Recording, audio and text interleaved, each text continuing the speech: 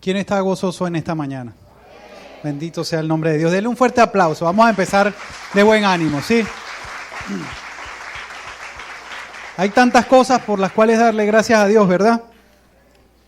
Bueno, yo le voy a pedir que cierre sus ojos por un momento y vamos a orar. Señor, te damos gracias por esta mañana, por darnos la oportunidad y el privilegio de estar reunidos en libertad. En tu nombre, en este lugar, te pedimos que bendigas tu palabra. Te pido que me uses como una herramienta para bendecir y edificar la vida de cada uno de mis hermanos, Señor. Permite que este tiempo sea un tiempo provechoso para cada uno de nosotros y permite que nuestros pasos sean guiados por el poder de tu palabra, Padre. En el nombre de Jesús te lo pedimos. Amén y amén. ¿Cuántos estuvieron acá la semana pasada y escucharon el mensaje del pastor Johnny? Bueno, unos pocos. Bueno, para los que no estuvieron, quiero decirles que el pastor Johnny la semana pasada habló acerca de la disciplina. Y habló de la disciplina no como castigo, sino más bien como el esforzarse tras una meta. O sea, el hecho de que toda meta en esta vida requiere de un esfuerzo intermedio y que ese esfuerzo implica disciplina, ¿no? De cómo disciplinarse en ese sentido. Y entre las cosas que el pastor Johnny decía, él citó un versículo que llamó mi atención en ese momento, que fue tercera de Juan 1:2, donde Juan dice que espero que prosperes en todas las cosas, así como prospera tu alma.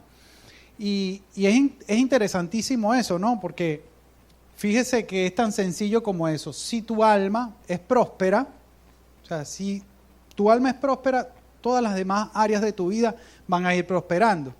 Entonces, en vista de esto y en vista de la responsabilidad de predicarles hoy, yo le decía al Señor, ok, si eso es una realidad, ¿qué puedo yo legarle a mis hermanos para que sus almas prosperen? Y el Señor me habló de que era necesario predicarles, hablarles acerca del crecimiento espiritual, porque es el crecimiento espiritual un factor fundamental para que prospere el alma. Amén. Ahora, sabemos que somos personas tripartitas, como seres humanos somos tripartitos. Somos un espíritu que tiene un alma y vive en un cuerpo. Entonces, de esas tres partes que nos conforman, en el momento que nosotros muramos, nuestro cuerpo vuelve a la tierra de donde fue tomado. Amén. Dice la palabra que nuestro espíritu vuelve a Dios, que fue quien lo dio. Y de nosotros eternamente lo que persiste es nuestra alma. En nuestra alma están nuestras emociones y lo que nos define como persona. Entonces la Biblia habla de que seamos prosperados en nuestra salud y en todas las áreas de nuestra vida en la medida en que nuestra alma prospera. Ahora, para poder hablar de prosperidad del alma y de cómo hacerla prosperar a través del crecimiento espiritual, yo quiero leerles un pasaje que está en la segunda carta del apóstol Pedro, en el capítulo 1, desde los versículos 1 al 11. Dice así la palabra de Dios. Yo, Simón Pedro, esclavo y apóstol de Jesucristo, les escribo esta carta a ustedes que gozan de la misma preciosa fe que tenemos. Esta fe les fue concedida debido a la justicia e imparcialidad de Jesucristo, nuestro Dios y Salvador. Que Dios les dé cada vez más gracia y paz a medida que crecen en el conocimiento de Dios y de Jesús nuestro Señor. Mediante su divino poder, Dios nos ha dado todo lo que necesitamos para llevar una vida de rectitud.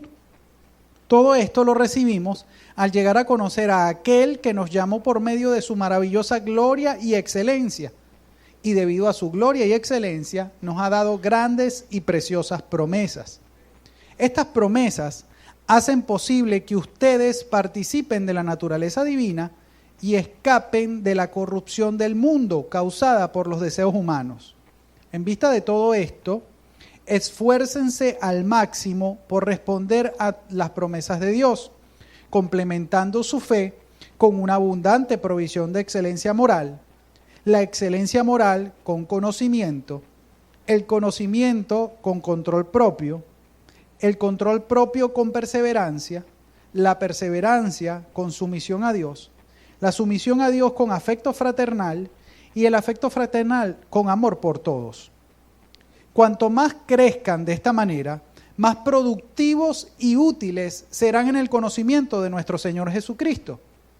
Pero los que no llegan a desarrollarse de esta forma son cortos de vista o ciegos y olvidan que fueron limpiados de sus pecados pasados. Así que, amados hermanos, esfuércense por comprobar si realmente forman parte de los que Dios ha llamado y elegido. Hagan estas cosas y nunca caerán. Entonces Dios les dará un gran recibimiento en el reino eterno de nuestro Señor y Salvador Jesucristo. Amén. Qué maravillosa palabra, ¿no? Pedro empieza esta carta. Cuando Pedro está escribiendo esta carta, la está escribiendo con un propósito en mente. Resulta que en la época que Pedro estuvo escribiendo la carta, el que estaba gobernando era el emperador romano, Nerón, nada más y nada menos. Nerón tuvo mucho, por la historia universal hemos escuchado cosas de Nerón, ¿verdad? Que era un hombre malísimo y que fue capaz hasta de quemar a Roma entera para echarle la culpa a los cristianos y perseguirlos. Entonces, la iglesia estaba pasando tiempos muy difíciles. Los que se reconocían como creyentes estaban pasando tiempos de persecución, de dificultades, de mucha inseguridad. Y él escribe la carta con la intención de que esos creyentes fuesen afirmados en la fe. Y fíjense con lo que él comienza la carta, que es proponiéndole a la gente la necesidad de crecer espiritualmente. Le recuerda a las personas que si creyeron en Cristo lo hicieron porque el mismo Dios les dio fe, puso fe en ellos, pero que esa fe no es suficiente, sino que hay que añadirle una cantidad de actos, de cualidades de fe que deben ser desarrolladas por esfuerzo propio. Y por eso yo enlacé esta palabra con la que predicó Johnny la semana pasada, porque si es verdad, un factor fundamental del crecimiento cristiano es tener disciplina, o sea, esforzarse, pero esforzarse ¿en qué sentido o para qué? Bueno, en primer lugar para poder crecer espiritualmente, amén. Ahora, en los tiempos inciertos, en los tiempos difíciles, surgen muchas cosas que pueden desviar a los que ya creen o incluso desviar a los que no han creído. Por ejemplo, no es secreto para nadie que el mundo ha estado pasando durante estos últimos 2 años o 3 años un proceso de dificultad y tribulación. Imagínense que todos los que están aquí tienen que tener una mascarilla para evitar contagiarse de una enfermedad que es capaz de matar a las personas y que es sumamente contagiosa. Entonces, en tiempos como este, debemos en primer lugar tener clarísimo en qué estamos creyendo, por qué creemos, cuál es el objetivo en que nos ha convertido en cristianos. Porque si usted no sabe por qué cree, entonces ya tiene un problema grave, porque como hijo o hija de Dios, es elemental saber el por qué y para qué creímos en Dios. Amén. Y es necesario entender nuestra fe para que no nos desvíen y para poder conducir a otros a la fe. Porque en los momentos de dificultades la gente tiene una tendencia más natural a buscar de Dios. ¿Es o no es? Ahora es necesario que todos nosotros estemos en capacidad de conducir adecuadamente a las personas hacia Dios. Por eso es que es necesario que en todo momento, pero en especial en momentos como este, nuestra fe sea afirmada y nosotros podamos crecer. Entonces yo voy a hacer esta mañana o en este tiempo mi mayor esfuerzo, con la ayuda del Espíritu Santo, por supuesto, para que usted se convenza de que el objetivo a seguir en el tiempo inmediato es tratar de trabajar en nuestro crecimiento espiritual. Amén.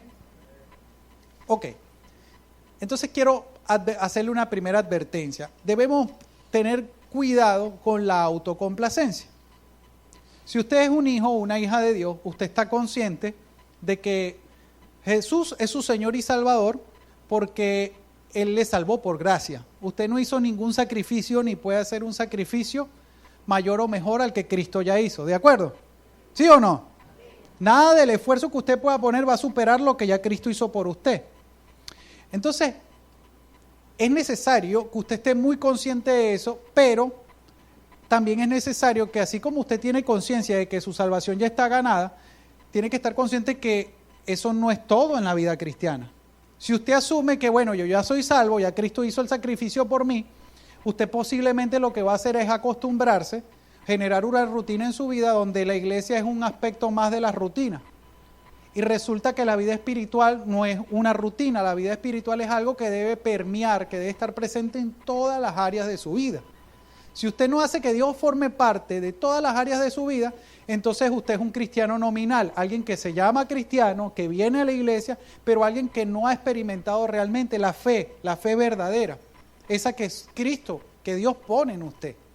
Entonces, yo le hago esta advertencia, ¿por qué? Porque ciertamente hay una parte que Dios ya hizo, y una parte que Dios va a continuar haciendo, pero la parte más importante de su experiencia como cristiano la tiene que lograr usted haciendo un esfuerzo y siendo disciplinado en lograrla. Amén.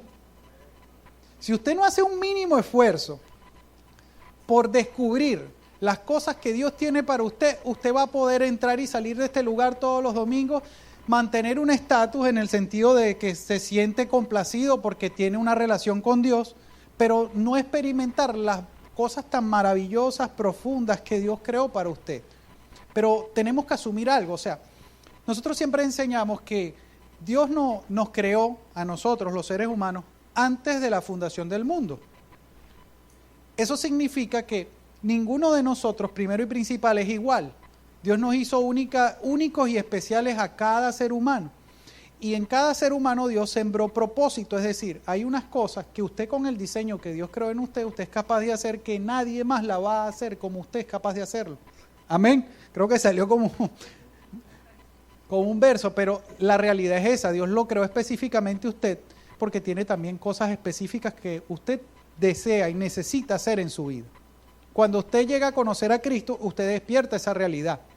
Usted despierta la realidad de que, cónchale, de que usted había tratado de sobrellevar la vida y de hacer muchas cosas, y ahora se da cuenta de que todas las cosas que usted ha tratado de hacer forman parte de un gran plan que Dios tiene con su vida y que tiene muchos otros aspectos que están fuera de su conocimiento. Entonces, lo emocionante de caminar con Cristo es poder descubrir todas esas cosas que Dios tiene preparadas para que usted logre esa plenitud de vida. Porque Dios quiere que tengamos una vida plena y abundante. ¿Y en qué consiste una vida plena y abundante? Una vida donde usted pueda sentirse todos los días productivo, bendecido, en paz, y etcétera, etcétera, etcétera, etcétera. ¿Cuántas personas no pasan la vida sin saber para qué nacieron? Una de las cosas más maravillosas de ser un hijo, una hija de Dios, es que Dios nos va a ir mostrando poco a poco para qué nos creó. Ahora, no nos va a mostrar todo de una sola vez porque probablemente intentamos tomar atajos y destruimos el propósito.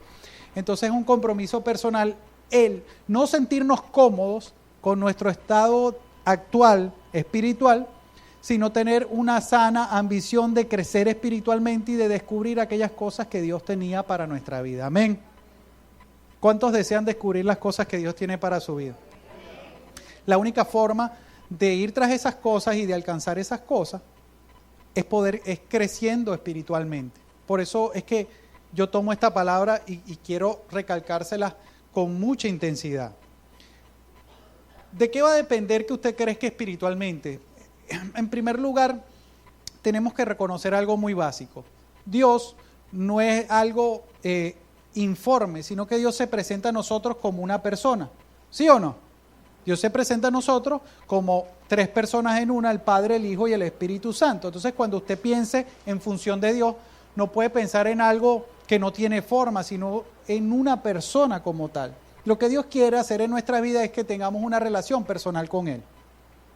Para establecer una relación con otra persona, el primer paso es conocer a esa persona, ¿sí o no? Ok, nosotros nos dimos ese primer paso, porque el apóstol dice, parte de la idea de que la fe que nos llevó a conocer a Cristo la puso Dios en nosotros, es decir, que Dios dio el primer paso hacia nosotros. Amén. ¿Cuánto le dan gloria a Dios por eso? Tú no buscaste a Dios, Dios te buscó a ti. ¿Estamos de acuerdo? ¿Qué fue lo que hiciste tú? Tomar una decisión. Tomaste la decisión de creer en que Cristo y su obra era una realidad, es una realidad en tu vida y que hay una vida abundante y eterna que Él te quiere dar. Entonces tú tomaste la decisión de creer, pero la fe para creer te la dio Dios. El apóstol dice, ok, ese primer paso está dado, usted ya conoce a Cristo. Ahora, a esa fe elemental que Dios puso en usted hay que añadirle una cantidad de actos de fe, de acciones, de decisiones que usted tiene que hacer para que pueda crecer espiritualmente. Entonces, en este momento en adelante, yo voy a ir hablando de cada una de esas cosas que el apóstol puntualiza y cómo trabajarlas, qué significan y cómo avanzar en ellas para que con el uso y con el desarrollo de todas esas actitudes de fe podamos crecer espiritualmente. No se trata de hacer una primero, la otra después, no. Cuando Él propone cada una de estas cosas es con la intención de que trabajemos en ellas simultáneamente. Amén. ¿Qué cosas dice Él que necesitamos para crecer espiritualmente? En primer lugar, en el versículo 5 empieza la lista con excelencia moral. ¿A qué se referirá el apóstol cuando nos dice que si queremos crecer espiritualmente necesitamos excelencia moral? Se refiere a que nosotros seamos capaces de conocer, en primer lugar, y aplicar los principios de Dios a nuestra vida personal. Cuando nosotros creemos en Cristo Jesús, Jesús viene a modular muchas facetas de nuestra vida, ¿sí o no? Por lo general llegamos con una cantidad a veces llegamos con problemas, ¿verdad? O con situaciones que están desajustadas. Y lo primero que hace Dios es empezar a puntualizarnos las cosas que estamos haciendo mal y que debemos cambiar. ¿Es o no es? Por lo menos en mi caso fue así. Dios empezó a mostrarme qué cosas de mi vida no estaban en consonancia con lo que Él considera que es recto. ¿Cómo logras tú eso? Cuando empiezas a leer la palabra, Dios se muestra a sí mismo a través de la palabra y te dice, yo acepto esto me parece inaceptable, esto es pecado y esto es bendición. Y empiezas tú a asimilar cosa a cosa esos principios que Él establece en su palabra. Para llegar a ser excelente moralmente, que es el primer paso para crecer espiritualmente, nosotros siempre te proponemos que seas una persona íntegra. ¿Qué significa ser un cristiano o una persona íntegra? Significa ser una persona de una sola pieza. ¿Cómo se traduce eso en palabras muy sencillas? Tú no puedes compartimentar tu vida en 5 o en 6 partes de acuerdo al lugar donde tú te desenvuelves. El primer factor que Cristo quiere lograr en ti es que desarrolles una ética que se aplique y una identidad que se aplique en tu vida, sea cual sea el lugar donde tú te encuentres. Tú no puedes ser una persona aquí, otra persona en tu trabajo, otra persona en tu casa, otra persona con tus amigos. Si ese es tu caso, entonces no tienes un nivel de integridad o de excelencia moral. Porque las cosas que tú vas aprendiendo en el Señor, tienes que asimilarlas de tal manera que las empieces a aplicar en cada una de las áreas de tu vida simultáneamente. Usando un ejemplo muy simple, si la Biblia enseña que robar es malo, pues no deberías ni robar en la iglesia, ni robar en tu casa, ni robar en tu trabajo, ni robar en ninguna otra área. Tradúzcase robar como lo que se traduzca, ¿de acuerdo?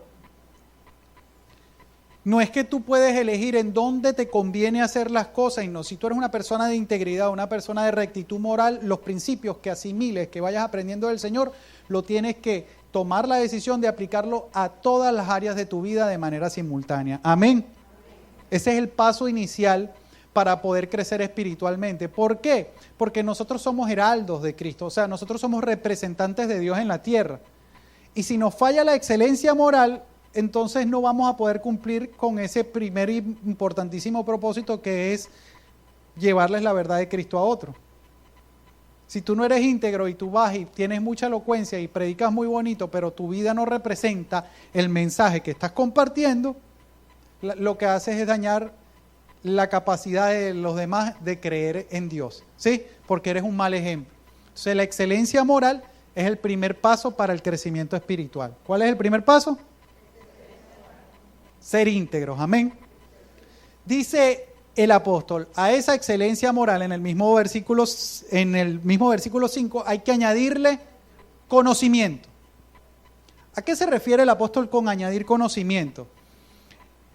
Básicamente a conocer y a estudiar la Biblia. Tú no puedes aplicar ningún principio moral que tú no conoces.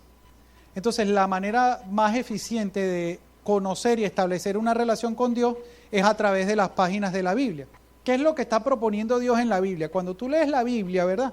Tú te das cuenta que lo que está pasando allí, lo que te muestra básicamente la Biblia es la relación de Dios con el hombre, con naciones, con personas en particulares, con pueblos, y te muestra una infinidad de situaciones cotidianas de la vida donde Dios interactúa con las personas, les recalca lo bueno, lo malo, les bendice, les maldice. Sí, a medida que tú lees la Biblia, vas entendiendo cuál es el pensamiento de Dios acerca de las cosas y te vas familiarizando con Dios como una persona real. Entonces es elemental tener conocimiento bíblico, porque ese conocimiento bíblico es lo que en un sentido te va a dar la capacidad de desarrollar tu excelencia moral y te vas a hacer saber en qué crees. Si tú no entiendes en aquello en que estás creyendo, entonces es muy fácil confundirte. Es muy difícil además alcanzar a otros si tú no tienes bien claro en qué estás creyendo, ¿sí o no? ¿Cómo tú le explicas a alguien acerca de la salvación y de Cristo si tú mismo no entiendes en qué consiste? Lo que termina haciendo la gente, ¿qué pasa? Que si tú como hijo o hija de Dios no te sientes realmente atraído hacia la palabra, hay un problema, y el problema es que probablemente todavía no hayas experimentado esa fe verdadera. Porque ¿qué pasa? La Biblia enseña que nosotros cuando conocemos a Cristo renacemos espiritualmente. Es decir, nuestro cuerpo físico permanece en su edad cronológica, pero nuestra persona espiritual renace y te conviertes en un bebé. La realidad biológica es que un bebé necesita comer muchísimas veces al día para empezar a crecer, ¿sí o no? Cada 2 horas aproximadamente un niño pide la leche materna hasta que llega a cierta etapa donde se va espaciando y donde va comiendo leche entera, sólidos, etcétera, etcétera, etcétera. Y es una buena comparación con el crecimiento espiritual. Si tú verdaderamente has experimentado la fe verdadera, va a surgir en ti esa misma hambre que en este momento te surge en el desayuno, en el almuerzo y en la cena. Pero una hambre de índole espiritual. ¿Qué pasa? Cuando tú tienes muy poco tiempo caminando, necesitas leche espiritual. ¿Qué se traduciría como leche espiritual en sentido general? Que tú empieces a leer la Biblia, ¿sabes? Simplemente a leerla y a familiarizarte con el contenido de la Biblia. Pero a medida que vas creciendo espiritualmente, tu hambre va aumentando y ya no necesitas papilla, sino que necesitas mondongo.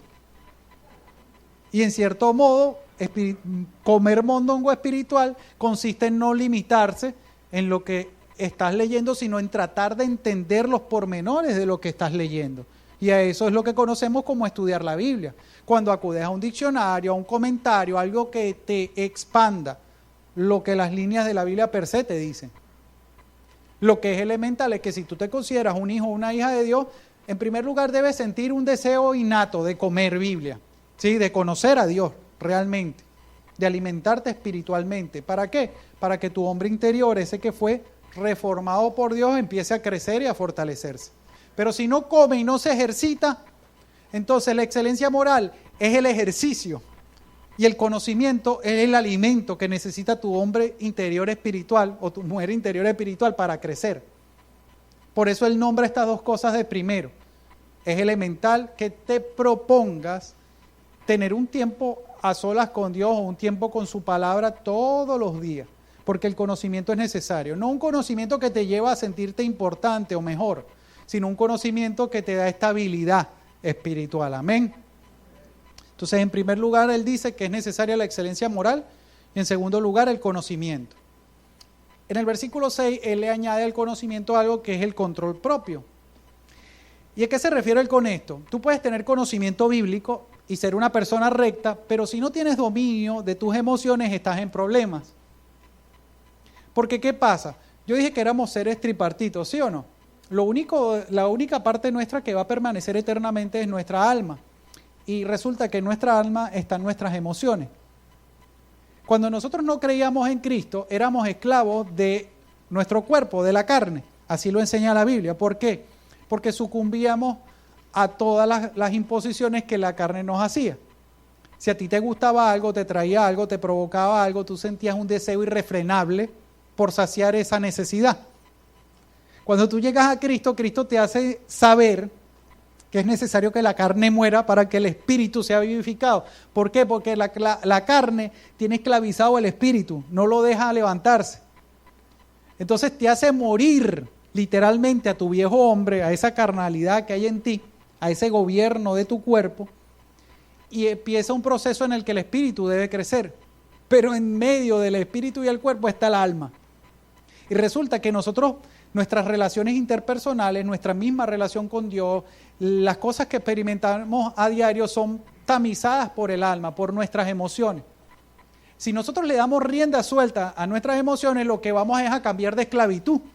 Entonces ya no es la carne la que nos impone, sino nuestras emociones. Y de acuerdo a cómo nos sintamos en un momento determinado, así vamos a ser como personas. Pero eso no es lo que desea Dios, porque imagínese usted ¿Cómo se da usted cuenta si su alma es la que está gobernando su vida? Si usted, por ejemplo, algo que había planificado hacer no le sale como usted quería y usted se molesta y empieza a decirle a Dios, es que Dios, no, yo te he orado esto y ¿por qué? ¿Por qué no puede pasar como yo te lo oro? Es que tú no me amas, no me escuchas. Ya cuando tú empiezas quizás a orar de esa forma, lo que está denotando es que lo que está gobernando tu vida son tus emociones. Amén. Uy, hubo un silencio, un momento de silencio tenso. Pero es así, una persona que quiera crecer espiritualmente necesita poder dominar sus emociones. No lo va a hacer simplemente por proponérselo por un esfuerzo individual. Acuérdense que el dominio propio, ese control propio es un fruto del Espíritu. ¿Qué significa eso? Que el Espíritu Santo, la presencia de Dios que vive dentro de ti, te va a ayudar a ejercer y desarrollar esa capacidad de controlarte. Amén. No estás solo, no tenemos excusa de decir, no, es que yo no puedo refrenarme cuando yo me siento furioso, yo pateo, golpeo y grito. El Señor quiere que nosotros, porque ¿qué pasa? Si nosotros le damos rienda suelta a nuestras emociones, entonces hacemos que el resto del proceso, la excelencia moral se ausenta y el conocimiento se deja en un segundo plano, porque tú necesitas satisfacer el impulso momentáneo y así con las demás cosas. Imagínate cuando, por ejemplo, es gula, que te gustan comer las cosas sabrosas y de repente tú estás pasando un proceso donde estás luchando porque necesitas privarte de comer ciertas cosas que te están haciendo daño. Si tú permites que tus emociones segreguen tu cerebro, la dopamina en el momento que tú te comes el chocolatico o lo que te hace daño, y le das rienda suelta a eso, terminas volviendo a ser un esclavo voluntario de la carne. Amén. Entonces el control propio es parte del crecimiento espiritual. Fíjense que el crecimiento espiritual no solo tiene que ver con las cosas que nosotros pensamos, sino con todas las áreas de nuestra vida. Cómo actuamos, cómo pensamos, de qué nos estamos alimentando, qué decisiones estamos tomando.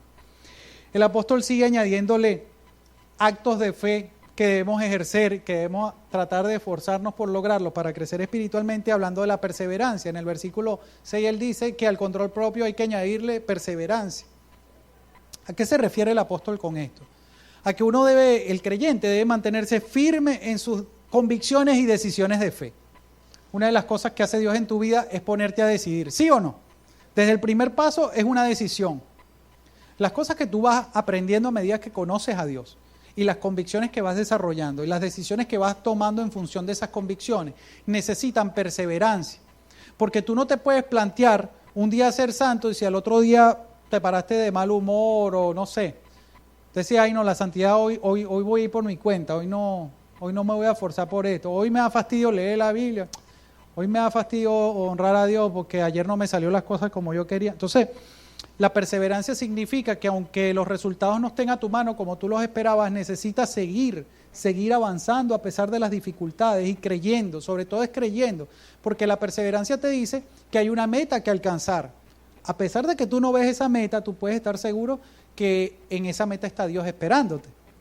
Y a veces vas cuesta arriba y la meta está cuesta abajo y no logras ver hacia dónde vas y empieza esa incertidumbre, tú dices, ¿será o no será? Y empieza esa duda. ¿Saben qué? El enemigo disfruta haciéndonos dudar. Si tú eres una persona indecisa, le das bastante el gusto al diablo, porque al diablo le gusta hacer que tú dudes. Pero ¿será que hago eso o no hago eso? ¿Será esto los zapatos que me voy a poner o lo otro? Y las mujeres luchan mucho con eso, ¿sí o no? ¿Será esa la camisita o no será la camisita? Y pasan horas ahí luchando, se prueban 2 y 3 ropas. Pero los hombres también tienen ese aspecto. Entonces, una persona tiene que ser perseverante. Perseverante significa avanzar sin dudar. Amén. Porque siempre te vas a cuestionar, ¿y qué va a pensar el fulano menganito de esta decisión que estoy tomando? ¿O será que esto que estoy haciendo agradará? Lamentablemente, muchas de las cosas que tú decidas en la fe, no a todo el mundo le van a agradar o no todo el mundo va a estar de acuerdo. Pero ¿de qué va a depender que tú continúes? De tu convicción. Si Dios te dice a ti que X o Y cosa no te conviene y tú decides no seguir en X o en Y cosa, tú vas a asumir las consecuencias de eso. Parte de las consecuencias es que otros te cuestionen. Pero de eso se trata de ser perseverante. Una de las primeras luchas de toda persona que acepta a Cristo es que cuestionen su perseverancia. Ustedes saben qué me dijo mi mamá a mí cuando estaba recién convertido. Mi mamá me dijo, en 2 meses te aburres de eso. Gloria sea el nombre del Señor. Me convertí con 14 años. Ya esos 2 meses se prolongaron bastante. Pero ¿saben qué? También es importante perseverar no por demostrárselo a las personas, sino por amor a uno mismo. Amén. Por amor al Señor. Porque si lo que te motiva es convencer a las demás personas de que tus decisiones son tuyas y que tú vas a seguir adelante, entonces tienes una motivación que es un poco errada. Porque el más bendecido eres tú cuando eres perseverante en lo que verdaderamente te conviene. Amén. Pero ¿es cierto o no es cierto que mucha gente perseveran en algo solo para demostrarle a los demás que son capaces? Y si hay alguien que tenemos que demostrarle las cosas es a Dios, más nada. Esa es la aprobación que necesitamos, no es la de las personas. Él dice que a la perseverancia, el apóstol sigue añadiendo a la lista cosas y dice que a la perseverancia hay que añadirle sumisión a Dios. Ok, ¿a qué se refiere él con ser sumiso a Dios? Él dice, parte de ser creyente es reconocer que Dios tiene planes con nuestra vida y que sus planes, por lo general, casi siempre o siempre son mejores que los que nosotros podemos trazar para alcanzar las cosas. Entonces, ¿qué pasa? Usted siempre va a cuestionarse las cosas que decida hacer, las decisiones que tenga que tomar o cómo vaya a avanzar. Eso es normal. Pero cuando usted es sumiso a Dios, usted lo que asume es que sea cual sea el resultado que usted obtenga, ese resultado va a estar guiado por la mano de Dios. Dios nos insta, nos inspira y nos dice que es necesario hacer planes todos los días. Usted no puede, un cristiano maduro o un cristiano que está en proceso a la madurez, no puede despertarse una mañana y decir, ay, vamos a ver qué es lo que voy a hacer hoy. Parte integral de ser creyente es tener una rutina, ¿sabía eso? No que Dios sea una rutina para usted, sino una rutina para que usted pueda ir concretando estas cosas en su vida. Porque si usted quiere hacerlo freestyle a estilo libre, no lo va a alcanzar. ¿De acuerdo? Entonces, si usted quiere hacerse un hábito de leer la Biblia, usted tiene que ponerse un horario y ser estricto con usted mismo para lograr eso. Entonces, ¿qué pasa? Dios no está en contra de que usted haga planes. De hecho, Él quiere que usted haga planes. La Biblia dice, el hombre propone y Dios dispone. Entonces, usted tiene que estar constantemente proponiéndole a Dios cosas, ¿verdad?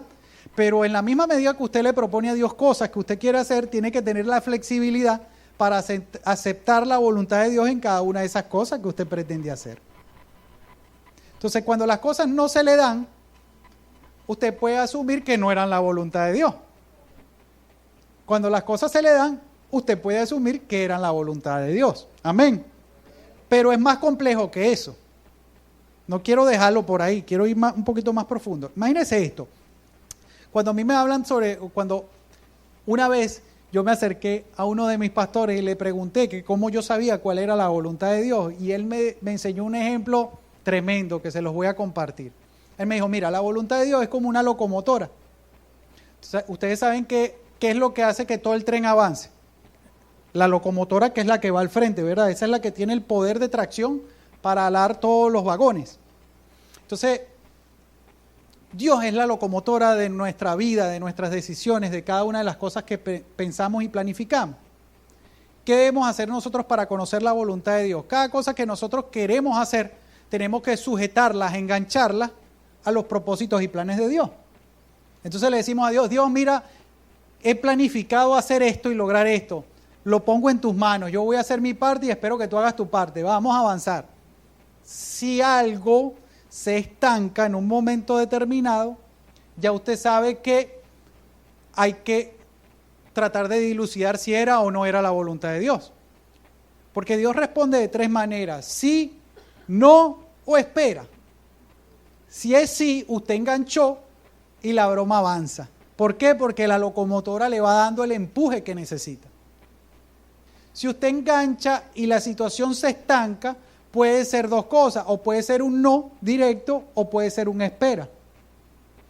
¿Cómo determinar si algo es un no directo? Bueno, es básico. Si eso no encaja dentro de los planes de Dios y de lo que Dios establece como correcto en su palabra, tenga por seguro que es un no.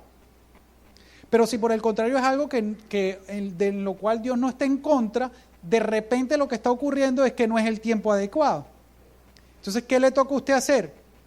Desenganchar por un momento, un tiempo prudencial, eso que usted está intentando hacer, y más adelante tratar de volverlo a enganchar. Si usted ha hecho eso en varias ocasiones y siempre se estanca, bueno, ya dilucide que es un no. Pero muchas veces es que las cosas no se dan porque no son el momento oportuno.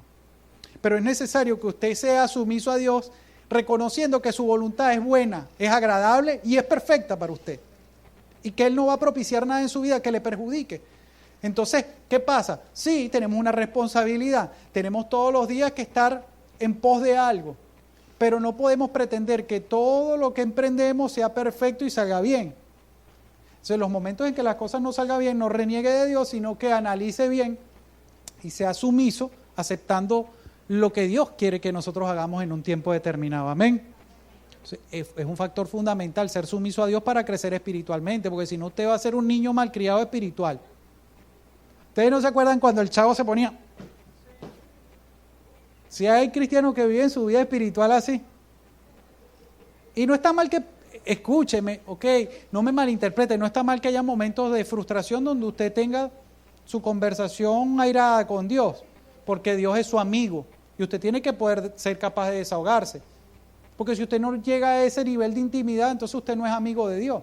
Con un amigo usted se desahoga, así lo que le diga, usted sepa que esté mal, pero usted necesita a veces una válvula de escape. Y no hay nadie mejor para escucharle y responderle de la manera adecuada que Dios. Pero no significa eso que usted va a vivir intentando hacer todo lo que Dios no quiere que usted haga. Por eso en Dios uno no hace... Me detuve porque tengo que pensar bien cómo se lo voy a decir. Sí. En el Señor todos tenemos un propósito y todos tenemos un llamado. ¿Estamos de acuerdo en eso? Dentro de todas esas cosas, esos propósitos y esos llamados, tenemos un llamado espiritual. Entonces, en cuanto a las cosas espirituales, no es correcto desde que uno está empezando a caminar, decir yo quiero ser esto o aquello espiritualmente hablando. ¿Por qué? Porque de repente ese no era el propósito de Dios para ti y tú tergiversas y fuerzas las cosas y llega un momento en que lo que no es de Dios se cae. Entonces Dios te va mostrando sus propósitos poquito a poquito para que tú no tomes atajo y no dañes los propósitos. ¿De acuerdo? Entonces si tú en un momento determinado estás haciendo algo para la gloria de Dios, hazlo completamente, hazlo desinteresadamente y completamente convencido de que el resultado va a ser el que Dios planifique, pero hazlo. No te propongas muchos planes con respecto a las cosas de Dios, porque Dios siempre te los va a cambiar. Entonces vas a vivir, cónchale Señor, ¿y ahora qué? Yo nunca pensé que yo iba a ser pastor y iba a predicar, yo siempre lo digo, pero Dios hace como Él quiere y cuando lo hace tú dices, wow, me siento seguro porque sabes que no fue una cosa tuya, fue algo de Dios y si Dios te mete en el paquete, Dios te sustenta y te saca. ¿De acuerdo? Denle un aplauso al Señor. Pero ¿saben qué? No hay nada más hermoso que vivir una vida espiritual que tú disfrutas. ¿Sí? Cuando tu vida se convierte en una carga para ti, entonces tú no puedes decir, es que yo soy un hijo. ¿Qué le vas a transmitir a una persona que no conoce de Cristo si tú vives una vida espiritual frustrada? ¿Sabes lo hermoso y lo sabroso que es vivir una vida espiritual que tú sabes que está viva y es pujante, que no vives con esa paranoia de que algo estás haciendo mal y por eso las cosas no salen como tú quieres? Eso es malísimo. Tú puedes estar convencido de que Dios quiere lo mejor para tu vida y que hay una parte importante de disciplina que a ti te corresponde hacer, pero no puedes ser un controlador en las cosas de Dios. O sea, las personas tenemos una tendencia natural a querer controlar los resultados de las cosas y eso es contraproducente, porque Dios te va a demostrar que Él es soberano, que sus pensamientos están muy por encima de los tuyos, sus planes son mejores que los tuyos y los resultados que Él tiene son más amplios que lo que tú quieres obtener. Que cuando tú intentas encajar a Dios en una cajita, tú simplemente te estás haciendo un Dios a la medida y ese Dios no es Jehová, ese Dios no es Jesús. Ese es el Dios que tú estás intentando formular. Entonces, vive una vida espiritual que sea pujante, que sea emocionante. ¿Cómo es emocionante la vida espiritual? Cuando tú cada mañana te paras con la expectativa de lo que Dios va a hacer y con la seguridad de que Dios va a permitir lo mejor, siempre lo que más te conviene, amén. Él dice, Ok, logra ser sumiso, pero a esa sumisión hay que añadirle afecto fraternal. Y eso también es muy importante en el crecimiento espiritual. ¿Por qué? Porque nosotros tenemos que en el Señor ser capaces de demostrar afecto, en primer lugar, a nuestra familia espiritual y también a nuestra familia natural. La gente protege mucho sus emociones, ¿no? Entonces, cuando la gente ha sido herida, la gente dice, no, yo no voy a mostrar quién yo soy en realidad. Y Dios te está llamando, o sea, Dios nos llama a ser vulnerables. Y eso es un desafío tremendo, porque Cristo nos dio ejemplo. Él se hizo tan vulnerable que permitió que lo clavaran a una cruz. Y no por sus pecados, sino por los tuyos y los míos. Entonces, cuando Él nos dice que para crecer espiritualmente debemos desarrollar el amor fraternal, o sea, el afecto fraternal, es que nosotros seamos conscientes de que en el Señor nunca vamos a ser llaneros solitarios. No existe en el Evangelio, en la vida en general, no existe gente, o sea, Dios está en contra del individualismo. Y eso va a ser una realidad en todas las cosas que usted haga en su vida. Usted siempre va a depender en primer lugar de Dios y en segundo lugar de alguien o muchas personas más. Para que yo pueda estar predicándole este mensaje dependo de un montón de personas. Si ustedes se voltean, ven al que le pone al que está pendiente del micrófono, ¿sabe? La gente de protocolo que está pendiente de que usted esté bien. Todo depende de muchas otras personas. Entonces, por muy bonito o grande o pequeño que sea tu propósito, no solo en el Señor, sino en las demás áreas de tu vida, tú siempre vas a depender de alguien más. Y cuando Él te llama a que tengas afecto fraternal, es que tengas la conciencia de que esos hermanos, hermanas, son necesarios para que tú puedas desarrollar tu máximo potencial. Y que lo único, lo más hermoso que tú puedas hacer en pos de ese que te está apoyando a seguir adelante es darle las gracias. Ser agradecido. El que toca el teclado, gracias, porque gracias a que tú tocas el teclado vas ministrando el corazón del que va escuchando. Y etcétera, etcétera, etcétera. Si tú no logras desarrollarle el agradecimiento en tu vida y ese afecto fraterno de demostrarle a tu hermano que verdaderamente es importante y valioso para ti, entonces no vas a poder avanzar mucho. Por eso en el crecimiento espiritual es importante hacer eso, incluso adentro de tu hogar.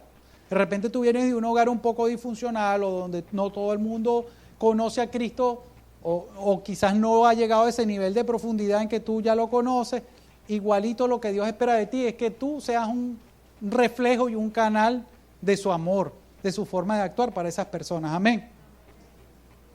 En sentido general, todos tus hermanos, los conozcas profundamente o no, deberían ser tus panas. Que si tú lo ves con un caucho pichado y tú estás pasando por ahí, te deberías parar y ayudarlo.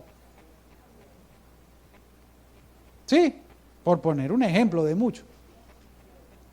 Pero es elemental eso, poder de hacernos vulnerables demostrando que no somos capaces por nosotros mismos de hacer todas las cosas, sino que dependemos de Dios y de alguien más. Amén. Y lo último que Él dice en esa lista, que es media larga y difícil, es que debemos tener amor por todos. Y wow, aquí sí que se volvió loco. Amor por todos, dice Él. Pero ¿a qué se refiere a Él diciendo que debemos amar a todo el mundo? Mira, es muy básico. En Cristo, amar no es un sentimiento, amar es una decisión. La mayor muestra de amor que se haya dado en la historia la hizo Cristo en la cruz del Calvario. Él tomó la decisión de entregar su vida por usted y por mí. ¿Sí? Él nos demostró que somos valiosos para Él porque Él dice que Él decidió pues dar ese paso. Él dice, Señor, si es posible, aparta de mí esta copa, pero que no se haga como yo quiera, sino como sea tu voluntad. ¿Por qué? Porque había sumisión en su corazón.